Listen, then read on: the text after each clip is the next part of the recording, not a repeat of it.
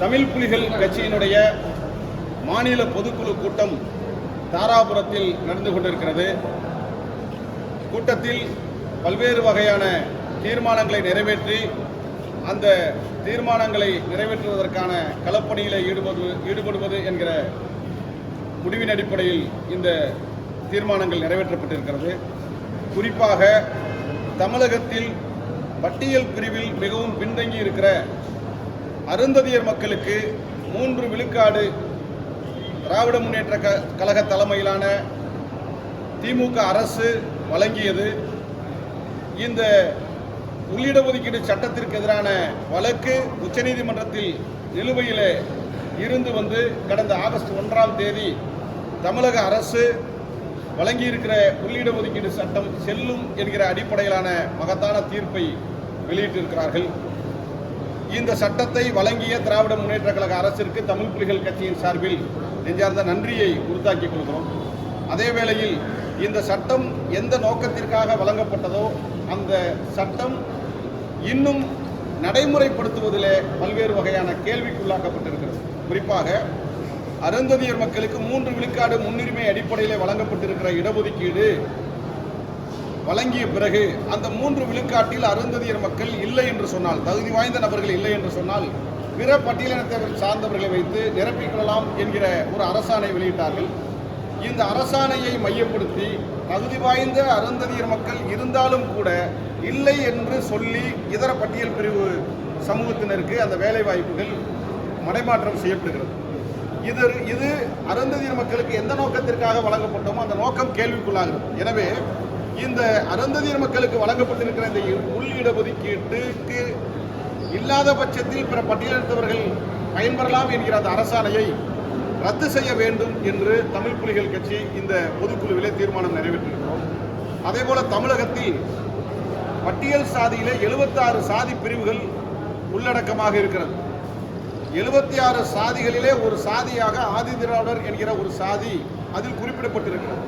ஆனால் யதார்த்தத்தில் ஆதிதிராவிடர் என்பது ஒரு சாதி பெயர் அல்ல, அது ஒரு பொது எல்லோரையும் குறிக்கக்கூடிய ஒரு பொது சொல் என்பதுதான் யதார்த்தம். எனவே அந்த சொல்லை ஒரு குறிப்பிட்ட சாதிக்கான சொல்லாக மாறக்கூடிய யதார்த்த நிலை இருக்கிற காரணத்தினால், அந்த சொல் இல்லாத சாதியாக இருக்கிற காரணத்தினால் ஆதிதிராவிடர் என்கிற அந்த சாதி பெயரை அதோடு தமிழகத்தில் இல்லாத சாதி பெயர்களை பட்டியல் சாதி பிரிவில் இருந்து நீக்க வேண்டும். அந்த ஆதிதிராவிடர் என்று சாதி சான்றிதழ் வாங்கியவர்களை எல்லாம் அந்த பெயரை நீக்கிவிட்டு அந்த பட்டியல் சாதி பிரிவுகளிலே இருக்கிற, அது அருந்ததியர்களாக இருக்கலாம், தேவேந்திரகுல வேளாளர்களாக இருக்கலாம், குறவர்களாக இருக்கலாம், பறையர்களாக இருக்கலாம், அந்தந்த சாதியை சார்ந்தவர்கள் தனித்து அவர்களுக்கான சாதி சான்றிதழை கிடைக்கப் பெறுவதற்கு வாங்குவதற்கு இந்த பெயரை நீக்கிய பிறகு தமிழக அரசு நடவடிக்கை எடுக்க வேண்டும் என்றும் தீர்மானங்களை நிறைவேற்றியிருக்கிறோம். அதேபோல பாராளுமன்றத்திலேயே அம்பேத்கரை அவமானம் செய்த அமித்ஷா உடனடியாக பதவி விலக வேண்டும். இந்த பொதுக்குழுவில் அமித்ஷா அவர்களுடைய செயல்பாடுகளை வன்மையாக கண்டிக்கக்கூடியது என்பது உள்ளிட்ட தீர்மானங்கள்.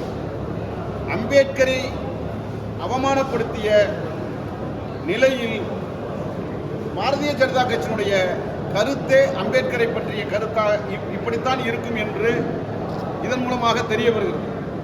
இதற்கு வெளிப்படையாக அம்பேத்கரையும் அம்பேத்கர் கொண்டு வந்த அரசியல் அமைப்பு சட்டத்தையும் ஏற்றுக்கொள்ள முடியாதவர்களுடைய மனநிலையாக இது வெளிப்படுகிறது. எனவே அம்பேத்கரின் அரசியல் அமைப்பு சட்டத்தை நீர்த்து போக செய்யக்கூடிய நடவடிக்கைகளிலே ஈடுபடுகிற பாரதிய ஜனதா கட்சியை அமித்ஷா உள்ளிட்டவர்களை இந்த பொதுக்குழு வன்மையாக கண்டிக்கிறது. தமிழகத்தில் மேற்கு மாவட்டங்களில் திருப்பூர், கோவை, நீலகிரி உள்ளிட்ட பல்வேறு இடங்களில் அம்பேத்கர் அவர்களுக்கு முழு உருவச் சிலை எந்த இடத்திலும் இல்லை. இது இந்த மேற்கு மண்டலத்தில் இருக்கக்கூடிய மக்களினுடைய உணர்வுகளை ஆளுகிற அரசுகள் கொச்சைப்படுத்துகிறதோ, அவர்களுடைய உணர்வுகளை மதிக்க தவறுகிறதோ என்கிற ஒரு கேள்வி எழுப்பப்படுகிறது.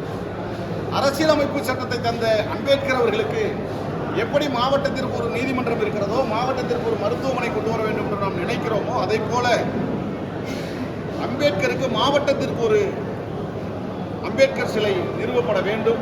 மேற்கு மாவட்டங்களில் இல்லாத மாவட்டங்களிலே அம்பேத்கர் சிலையை நிறுவுவதற்கு தமிழக அரசு முயற்சிக்க வேண்டும் என்பது உள்ளிட்ட பல்வேறு வகையான தீர்மானங்களை நாங்கள் நிறைவேற்றிருக்கிறோம். இந்த தீர்மானங்களின் அடிப்படையில் மத்திய மாநில அரசுகளை வலியுறுத்தி எங்களுடைய செயல்பாடுகள் இருக்கும் என்பதையும் இந்த நேரத்தில் நான் தெரியப்படுத்துகிறேன்.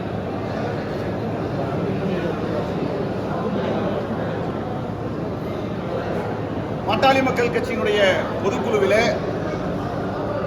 நிர்வாகிகளை நியமிப்பதிலே அவர்களுக்குள்ள இருக்கக்கூடிய முரண்பாடுகள் வெளிப்படையாக தெரிய வருகிறது.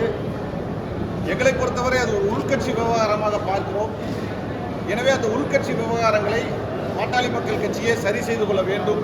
ஆனாலும் பாட்டாளி மக்கள் கட்சி அம்பேத்கர், பெரியார், மார்க்ஸ் உள்ளிட்ட தலைவர்களை எல்லாம் பின்பற்றி வழிவந்த கட்சி இப்பொழுது வழி தடுமாறி பாரதிய ஜனதா கட்சி என்கிற மதவாதிகளுக்கு பின்னாலும் சாதியம் என்கிற சாதி மனநிலைக்கும் அவர்கள் தள்ளப்பட்டிருக்கிற செய்தி வருத்தம் அளிக்கிறது.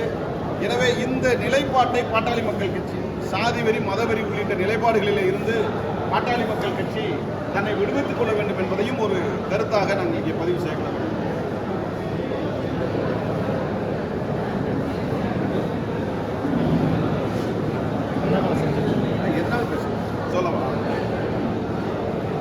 சமீபத்தில் அண்ணாமலை அவர்கள் அண்ணா பல்கலைக்கழகத்திலே நடந்த அந்த கொடுமையான நிகழ்வுக்கு எதிர்ப்பு தெரிவிக்கிறோம் என்கிற பெயரில் தன்னைத்தானே சாட்டையடி அடித்துக் கொள்வதும், செருப்பணியாமல் நான் இருப்பேன், அறுபடை வீடுகளுக்கும் சென்று நான் முறையிடுவேன் என்பது போன்ற இந்த செயல்கள் வன்மையாக கண்டிக்கத்தக்கது. சுயமரியாதை உள்ள அல்லது அறிவார்ந்த மக்களால் ஏற்றுக்கொள்ள முடியாத ஒரு நிலை. ஏனென்றால் அந்த அண்ணா பல்கலைக்கழகத்தினுடைய துணைவேந்தராக இருப்பவரே ஆளுநர் ரவிதான். அதை மறைப்பதற்கு, மறைமாற்றுவதற்கு இது போன்ற ஒரு முயற்சிகளை மேற்கொள்கிறார்கள். இன்னொன்று, இந்த முயற்சி என்பதும் ஒரு பகுத்தறிவுக்கு ஒவ்வாத சுயமரியாதைக்கு எதிரான ஒரு நிலைப்பாடு. எனவே அமித்ஷா அம்பேத்கரை உச்சரிப்பதை விட, அம்பேத்கர் பெயரை உச்சரிப்பதை விட கடவுள் பெயரை உச்சரித்தால் உங்களுக்கு மோட்சம் கிடைக்கும் என்று சொல்லுவதும், தமிழக அரசை கண்டிக்க நான் அறுபடை வீடுகளுக்கு சென்று முறையிடுவேன் என்பதும் இரண்டும் பகுத்தறிவுக்கு ஒவ்வாத அல்லது சுயமரியாதைக்கு எதிரான ஒரு செயல்பாடுகள் தான். பாஜக என்றாலே அறிவியலுக்கு எதிரானவர்கள் தான், மூட நம்பிக்கைகளை வலிமையாக உயர்த்தி பிடிப்பவர்கள் தான் என்பதை மீண்டும் ஒரு முறை அண்ணாமலை நிரூபித்திருக்கிறார். இந்த செயலை அண்ணாமலை வன்மையாக கண்டிக்கிறோம். முறையாக செருப்பு அணிந்து செல்வது என்பது ஒரு உடல்நலன் சார்ந்த பிரச்சனை. எனவே அண்ணாமலை தன்னை திருத்திக் கொள்ள வேண்டும் என்றும் இந்த நேரத்தில் நான் கேட்டுக்கொள்கிறேன். சாட்டையடி என்பது யாரும் யாரையும் அடிக்கக்கூடாது என்பதைப் போலவே தன்னைத்தானே ஒருவர் அடித்துக் கொள்வதும் ஒரு மூட நம்பிக்கை, ஒரு பகுத்தறிவுக்கு எதிரான சிந்தனை. இந்த நிலைப்பாடுகளில் இருந்து பாரதிய ஜனதா கட்சியில் இருந்தால் அதை நாம் எதிர்பார்க்க முடியாது. பாரதிய ஜனதா கட்சியில் இருப்பவர்கள் மூட நம்பிக்கை உள்ளவர்களாகவும் பகுத்தறிவுக்கு எதிரானவர்கள் தான் இருப்பார்கள். ஆனால் ஒரு படித்த அதிகாரி இப்படி செயல்படுவது என்பது மக்களை எல்லாம் ஒரு கேலிக்கூத்தாக கொண்டு செல்லக்கூடிய நிலையாக இருக்கிறது. எனவே இதை அவர் மாற்றிக்கொள்ள வேண்டும் என்று இந்த நேரத்தில் நான் தெரியப்படுத்துகிறேன். அவங்க கட்சியிலேயே ஜஸ்டிஸ் சேகர் தான் சென்னையில். ஆமாம், அவரை அதை பற்றி நீங்கள் சொன்னாங்க. அவர் என்ன சொன்னாங்க, அவர் ஒரு முட்டாள்தனமான அப்படிங்கிற மட்டும் சொல்லியிருக்காரு. படிச்சு